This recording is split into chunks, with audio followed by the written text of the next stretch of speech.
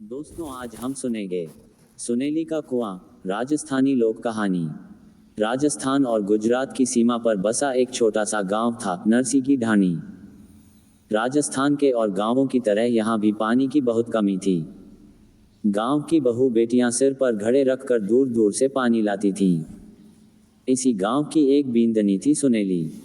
घर के सारे कामकाज और दूर से पानी भरकर लाना, शाम तक सुनेली थककर चूर हो जाती थी। पानी लाने की परेशानी से बचने के लिए गांव का एक परिवार बंजारे के कुएं पर जाकर रहने लगा। सुनेली चाहती थी कि उसका परिवार भी किसी कुएं के पास जाकर डेरा जमाए। परिवार के लोग अपने पुरखों की ढाणी छोड़कर कहीं जाना नहीं चाहते थे। बेचारी सुनेली मन मार कर रह गई। एक दिन की बात है, सिर पर पानी का घड़ा उठाए मन में कुछ गुनती विचारती अनमनी सी सुनेली ढाणी को लौट रही थी। खेजड़े के पेड़ के नीचे सांस लेने रुकी तो उसकी नज़र खेजड़ी की जड़ पर पड़ी। वहां उसे गीली मिट्टी दिखाई दी। ओह, ये चूहे भी गजब के होते हैं, सब जगह बिल खोद देते हैं, उसने सोचा और आगे बढ़ चली। अचानक उसके मन में आया कि बिल से खुदी मिट्टी तो गीली है, जरूर यहाँ पानी होना चाहिए। अगर यहाँ कुआं खोद लें तो दूर से पानी लेने की सब समस्या खत्म हो जाएगी। उसके पैरों को मानो पंख लग गए।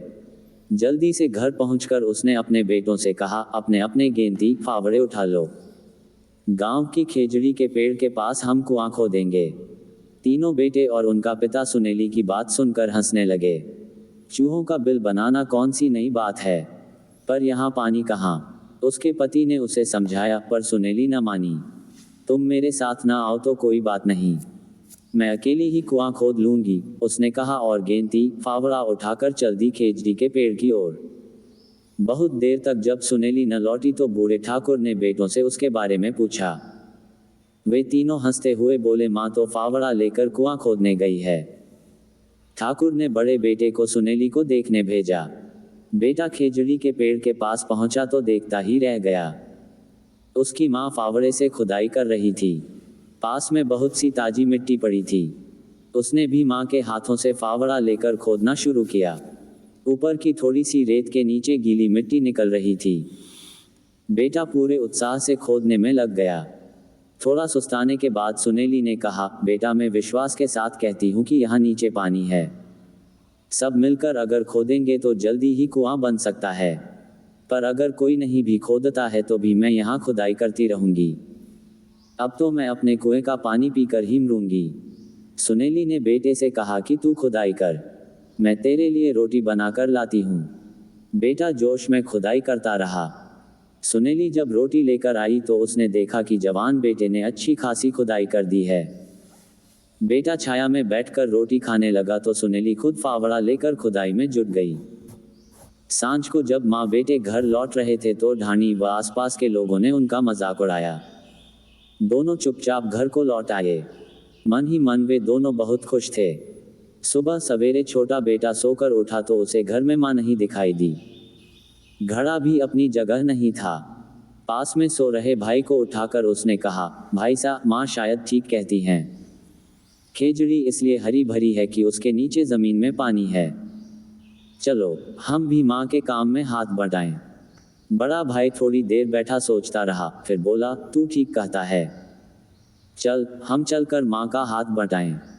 खेजड़े के पास पहुंचकर दोनों माँ के खोदे गड्ढे में उतर गए। माँ के हाथ से फावड़ा लेकर दोनों ने खुदाई करना शुरू कर दी। तब तक सुनेली का पति भी वहां आ पहुंचा। पति और बेटों को देखकर सुनेली फूली न समाई। उसे विश्वास हो गया कि अब खेजड़ी के पास कुआं जरूर खुदेगा। दोपहर तक सारा परिवार कुआं खोदता रहा। इतने में देखते ही देखते राजस्थान का मौसम बदला। अचानक आंधी आ गई। खोदे गए गड्ढे में रेत भर गई। ढाणी वालों ने सुनेली और उसके परिवार का खूब मजाक उड़ाया। दोनों बेटे उदास हो गए।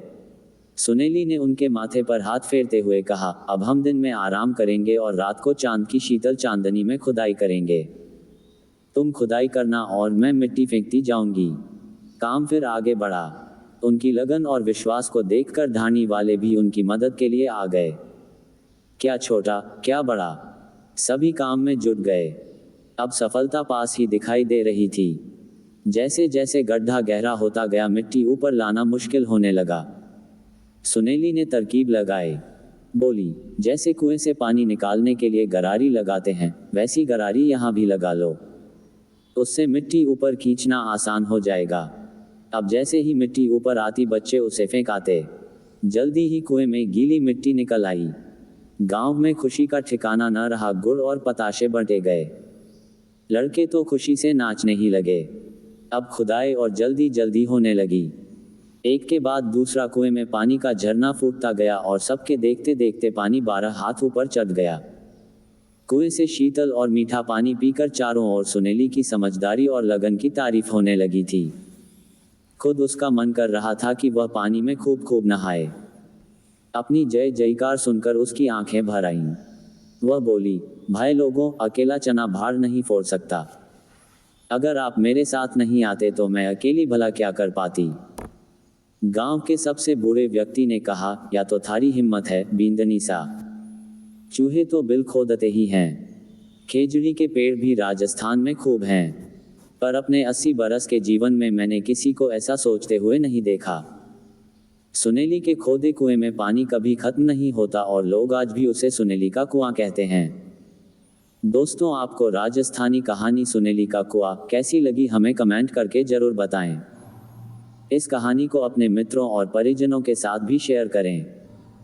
मेरे इस चैनल को सब्सक्राइब करना ना भूलें। धन्यवाद। जय हिंद।